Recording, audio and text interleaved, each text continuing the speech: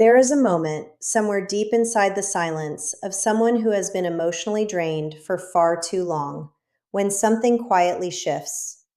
You may not even notice it at first.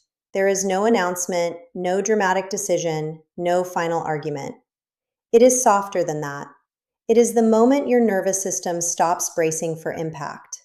The moment your chest stops tightening when their name appears on your screen. The moment you read their message and feel absolutely nothing. Not anger, not sadness, not the desperate urge to explain yourself one more time. Just a strange, unfamiliar stillness. And if you have ever felt that stillness, even for a second, you already know something they do not yet understand. You have begun to disappear from the emotional world they built around you. And that, more than anything else you could ever do, is what they cannot survive. Because the truth that no one tells you, the truth they will spend their entire life avoiding, is that a narcissist does not actually need your love. They need your reaction. They need the rise in your voice, the tears in your eyes, the apologies you never owed, the explanations you kept rehearsing in your head at 3 in the morning. They need the weight of you carrying them. They need the version of you that still flinches, still hopes, still tries. Because without that version of you, they are forced to sit alone with the one thing they have spent their entire existence running from: themselves. And this is where the entire illusion begins to crack. Slowly, quietly, almost invisibly at first. You stop chasing. You stop defending. You stop performing emotional acrobatics to prove you are not the villain in a story they rewrote behind your back. You stop sending the long messages. You stop replaying the conversations. You stop searching for the exact sentence that might finally make them understand what they did to you. And in that silence, something begins to happen on the other side. Something they will never admit out loud. Something that will disturb them in ways they do not have the emotional vocabulary to describe. They begin to feel invisible. And invisibility, for someone who has lived their entire life feeding on attention, is a slow form of psychological starvation. You have to understand something about people who control through emotional manipulation. Their entire internal world is held together by the reactions of others. Your guilt was their stability. Your confusion was their power. Your hope was their leash. Your pain was their proof that they still mattered. So when you stop reacting, when you stop bleeding emotionally in front of them, you are not just walking away from a relationship. You are dismantling the mirror they have been using to see themselves for years. And without that mirror, they do not know who they are. They only know who they were when you were still feeling them. This is why indifference cuts deeper than rage ever could. Anger to them is still attention. Tears to them are still fuel. Even hatred, as cruel as it sounds, is still a form of emotional engagement. But indifference is the one frequency they cannot tune into. Because indifference means they are no longer occupying space in your inner world. And the moment they sense that, something inside them begins to panic in a way they will never let you witness. At first, they will test it. They will reach out in ways that look casual but are calculated. A small message, a familiar memory, a sudden apology that sounds almost real, a crisis that conveniently requires your attention, a photo, a song, a holiday, a birthday, anything that used to pull you back. They are not reaching out because they miss you. They are reaching out because they need to confirm that they still have access to your nervous system. They need to feel the old reaction. They need to know the leash is still there, even if they are no longer holding it tightly.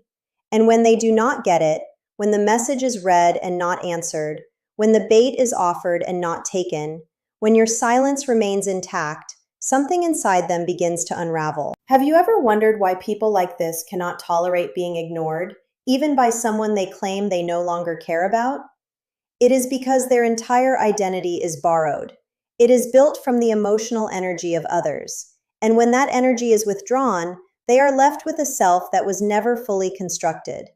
They are left with the hollow feeling they have been outrunning their entire life, and they will do almost anything to avoid sitting inside that hollowness for too long. So they will move through the predictable stages, even if they hide it well. First comes confusion. They genuinely cannot understand why the old tactics are not working anymore. The guilt trips fall flat. The subtle insults bounce off you. The selective kindness no longer melts you. The intermittent attention no longer makes your heart race. They keep pulling the same emotional levers and nothing is happening. And for someone whose power has always come from predictability, this is deeply destabilizing.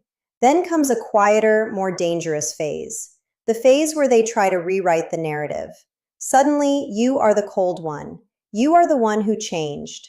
You are the one who became distant, harsh, unrecognizable. They will tell other people a version of the story that makes them the misunderstood one and you the unreasonable one. And here is the part that will hurt if you are not ready for it. Some people will believe them because charm is loud and healing is quiet, because manipulation performs and peace does not explain itself. You will have to make peace with the fact that not everyone will understand what you survived, and you do not need them to. Your healing was never meant to be witnessed by an audience. It was meant to be felt by you. Then comes the rage. Sometimes it is loud, sometimes it is silent and seething. Sometimes it shows up as cruelty disguised as concern. Sometimes it shows up as people you have not heard from in years suddenly appearing with messages that feel oddly coordinated. Sometimes it shows up as a sudden new partner paraded in front of you, almost theatrically, as if to say, "See, I did not need you anyway."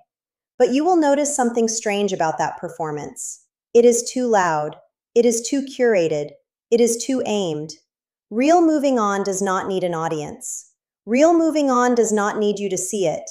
The performance itself is the confession. And then, eventually, comes the part that most people never see, because by then, you are already gone.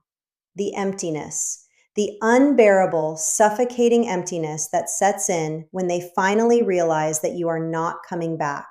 Not emotionally, not internally, not in the small private corners of your mind where you used to keep them alive. They lose the ability to affect you. And for them, losing the ability to affect you is the closest thing to losing the ability to exist. But here is where the story turns. Because this was never really about them.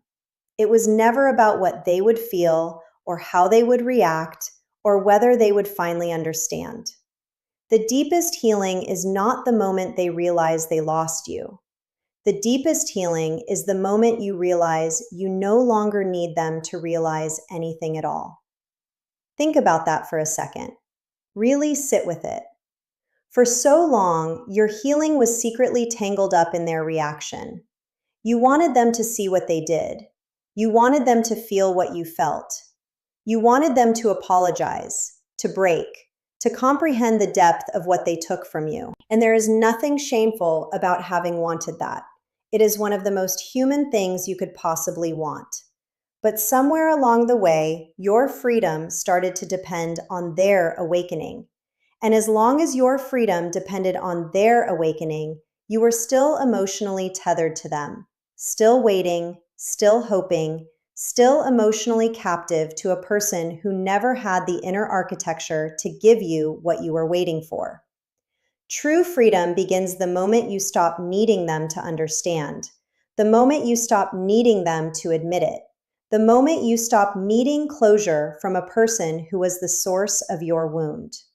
Because closure was never going to come from them.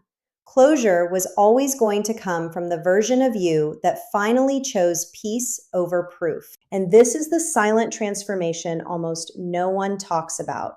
The slow internal rebuild that happens when the empath finally stops caring.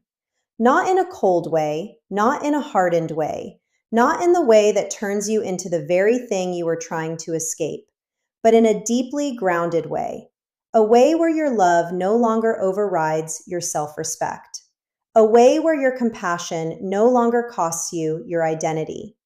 A way where you can recognize someone is hurting and still not pick up the burden they refuse to carry themselves. You begin to notice things you could not notice before. your sleep deepens, your shoulders drop, your jaw unclenches, your appetite returns, your laughter sounds like yours again.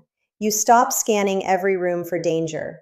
You stop interpreting every silence as a threat. You stop reading between lines that were never written. Your nervous system, which has been on high alert for years, finally begins to believe that the storm is over. And in that quiet, you begin to remember someone you had almost forgotten. You, not the version of you that was constantly adjusting, shrinking, apologizing, anticipating. The version of you that existed before all the emotional negotiation. The version of you that had opinions without fear, preferences without guilt, boundaries without explanation. The version of you that did not need to earn love by suffering for it. And here is the truth that may sting before it sets you free. What you had with them was never love in the way your soul was designed to experience love. It was emotional consumption. It was a constant exchange where you were the one giving and they were the one absorbing. Loving someone and being emotionally consumed by them are not the same thing. Real love does not require you to disappear. Real love does not punish you for having needs. Real love does not make you feel insane for noticing the obvious. If a connection demands the slow erasure of your identity as the price of admission, that is not love. That is captivity wearing the costume of intimacy. This is why detachment terrifies people who control through emotion. Because detachment is not just the end of a relationship, it is the end of their access. It is the end of the pathway they use to enter your mind, your decisions, your sense of reality.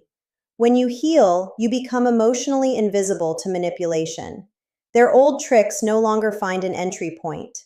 Their old words no longer land in the soft places they used to. You become someone who can hear their voice and feel nothing rearrange inside you. And that to them is the most unbearable form of distance there is. Not physical distance, emotional unreachability. And one day, sometimes without warning, they will feel it. They will feel the moment you no longer matter to yourself through their eyes. They will feel the moment their name no longer carries weight in your inner world. They will feel the moment they realize, with a kind of quiet horror, that you have built a life inside yourself that they are not invited into. And they will not be able to claw their way back in, no matter how many tactics they try. Because the door they used to walk through is no longer there. You did not slam it, you did not lock it, you simply rebuilt the entire house. Can you feel how powerful that is? Can you feel how different that is from revenge? Revenge keeps them at the center of your story. Healing removes them from the story entirely. Revenge is loud. Healing is sovereign. Revenge needs them to lose. Healing does not need them at all. And this is the breakthrough so many people miss. Your healing was never about destroying them. It was never about winning. It was never about making them suffer the way they made you suffer. Your healing was about something far more sacred. It was about freeing yourself from the need to be emotionally controlled. It was about reclaiming the parts of you that you handed over in exchange for breadcrumbs of affection. It was about returning to a self that did not have to perform to be loved. The narcissist was never the final boss of your life. The final boss was the part of you that believed you had to earn love by abandoning yourself. And the moment you stopped abandoning yourself, the spell broke. Not theirs, yours. So if you are sitting with this right now, somewhere quiet, somewhere tired, somewhere still tender from everything you have carried, understand this. The peace you are starting to feel is not coldness. It is not bitterness. It is not numbness. It is the natural state of a soul that has finally been given permission to stop fighting for its own basic right to exist. You are not becoming heartless. You are becoming whole. And whole people do not bleed for those who only know how to take. If something in this is reaching the part of you that has been waiting to be understood, consider staying close to this space. Subscribe, not as a formality, but as a quiet promise to yourself that you will keep returning to the voice that reminds you who you actually are beneath everything you survived. There is more to come, more clarity, more healing, more truth about boundaries, self-worth, emotional strength, and the slow, sacred process of rebuilding a self that no one is allowed to dismantle again. And as you go back into your day, into your night, into whatever room you are sitting in right now, remember this. They will spend the rest of their life looking for someone who feels the way you used to feel. And you will spend the rest of your life becoming someone they could never reach again. Somewhere out there, in a moment they will never share with you, they will feel the silence you left behind. And in that silence, they will finally understand something you no longer need them to understand. By then, you will already be somewhere else, becoming someone they were never meant to meet.